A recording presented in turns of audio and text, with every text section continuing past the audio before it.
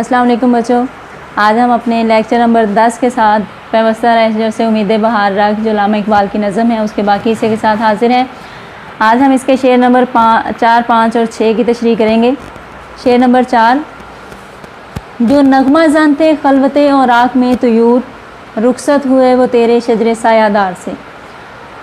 نغمہ زن گیت گانے والے، خلوت تنہائی علیحدگی، اور راک ورق کی جمع ہے ویسے، لیکن یہاں پر اس سے مراد پتے۔ طیور طائر کی جمع مطلب پرندے، رخصت ہوئے چلے گئے شجر سایہ دار درخت سے۔ اس شعر میں شاعر علامہ اقبال کہتے ہیں کہ جب بہار کا موسم آتا ہے تو درخت پھولوں اور پھلوں سے لد جاتے ہیں، پرندے آتے ہیں، ان پر چہچہاتے ہیں، اپنی مختلف بولیوں میں اللہ تعالیٰ کی حمد و ثنا کرتے ہیں اور درختوں کے گھنے پتوں میں چھپ کر عبادت بھی کرتے ہیں۔ خوب شور مچا کر وہ مخلوق کو یہ پیغام دیتے ہیں کہ اے مسلمانوں اٹھو، فضائیں اذانوں کی آواز سے گونج رہی ہیں، تمہارا رب تمہیں پکار رہا ہے اور اس کی پکار پر جواب دو۔ اب یہاں پر جو مثال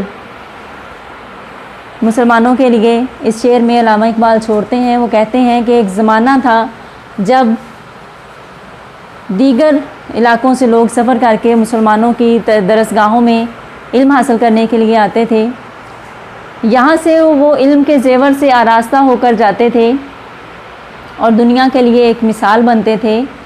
اب اس چیز کا فقدان ہو چکا ہے۔ دنیا بھر سے علم کے پیاسے جو یہاں پر آ کر اپنے علم کی تسکین کرتے تھے، وہ چیز اب ان میں سے ختم ہو چکی ہے۔ اب وہ اتفاق و اتحاد مسلمانوں میں نہیں رہا کہ جس کی وجہ سے لوگ مسلمانوں کی طرف متوجہ ہوتے تھے اور مسلمان ایک علم کے علمبردار کی حیثیت سے جانے جاتے تھے۔ ان اداروں میں، مسلمانوں کے اداروں میں جو لوگ حصول علم کے لیے آتے تھے، ان کی تعداد اب بہت کم ہو چکی ہے۔ علامہ اقبال کہہ رہے ہیں کہ اگر تم وہی پرانی بہاریں حاصل کرنا چاہتے ہو، وہی پرانی عزت و آفرینی حاصل کرنا چاہتے ہو، تو تمہیں اپنے اسلاف کے نقش قدم پر چلنا ہوگا اور انہی کی طرح علم کے زیور سے آراستہ ہو کر دنیا کے لیے اعلیٰ مثال قائم کرنی ہوگی۔ اب ہم آتے ہیں شعر نمبر 5 کی طرف۔ شاخ بریدہ سے سبق اندوز ہو کہ تو نا آشنا ہے قاعدہ روزگار سے۔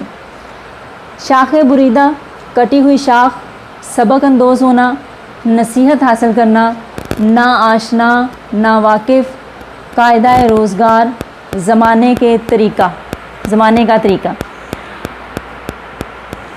تشریح طلب شعر میں علامہ اقبال کہتے ہیں کہ اے امت مسلمہ کے نوجوانوں، تم کٹی ہوئی شاخ سے سبق حاصل کرو کیونکہ تم زمانے کے طریقے سے ناواقف ہو۔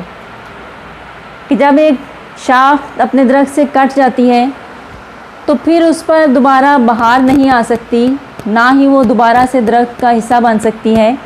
اسی طرح تمہیں اس کٹی ہوئی شاخ سے سبق حاصل کرنا ہوگا کیونکہ تم نے کائنات کے آفاقی اصول کو بھلا دیا ہے کہ جب ایک انسان اپنے اصل سے علیحدہ ہو جاتا ہے تو پھر اس کا جو ایک احساساتی رشتہ ہوتا ہے دوسروں کے ساتھ، وہ ختم ہو جاتا ہے۔ جیسا کہ نبی پاک صلی اللہ علیہ وسلم نے فرمایا کہ مسلمان ایک جسم کی مانند ہے، اگر جسم کے کسی ایک عضو کو درد ہو تو پورا جسم اس درد کو محسوس کرتا ہے، لیکن اگر ایک جسم کا حصہ الگ ہو جائے تو باقی جسم اس کی درد تو محسوس کرتا ہے، لیکن اس کٹے ہوئے عضو کو اس چیز سے کوئی غرض نہیں رہ جاتی کہ میرا جسم پیچھے کتنا درد محسوس کر رہا ہوگا۔ اسی طرح جب ایک انسان اپنے ملت سے، اپنے ملک سے، اپنی پہچان سے الگ ہو جاتا ہے تو پھر وہ ملک، وہ ملت اس کی کمی محسوس تو کرتی ہے، لیکن اس کی کمی کسی اور شخص سے پوری بھی ہو جاتی ہے، لیکن اس شخص کو اس چیز کا کوئی احساس نہیں رہتا، اس کے تمام احساساتی رشتے جو ہیں وہ اس کے ساتھ، ملک کے ساتھ، اس ملت کے ساتھ ختم ہو جاتے ہیں۔ تو کائنات کا یہ اصول ہے کہ جب ایک انسان ایک اپنے اصل سے الگ ہو جائے تو پھر اسے مشکلات درپیش ہوتی ہیں، وہ اکیلا تنہا رہ جاتا ہے، کوئی اس کو ایک ہمدرد تو اس کو بہت سے ملتے ہیں، لیکن ایک جو اصل چیز ہے اس کی، جو ملت کے ساتھ قائم رہنے سے تھی، وہ چیز ختم ہو جاتی ہے۔ اب ہم آتے ہیں اپنے شعر نمبر 6 کے ساتھ۔ ملت کے ساتھ رابطہ استوار رکھ، پیوستہ رہ شجر سے امید بہار رکھ۔ ملت، قوم، رابطہ، واسطہ استوار رکھنا، قائم رکھنا۔ اس شعر میں علامہ اقبال امت مسلمہ کے نوجوانوں کو پیغام دے رہے ہیں کہ آپس کے انتشار اور فرقہ واریت سے بچو، آپس میں جڑا رہنا تمہارے حق میں بہت زیادہ بہتر ہے۔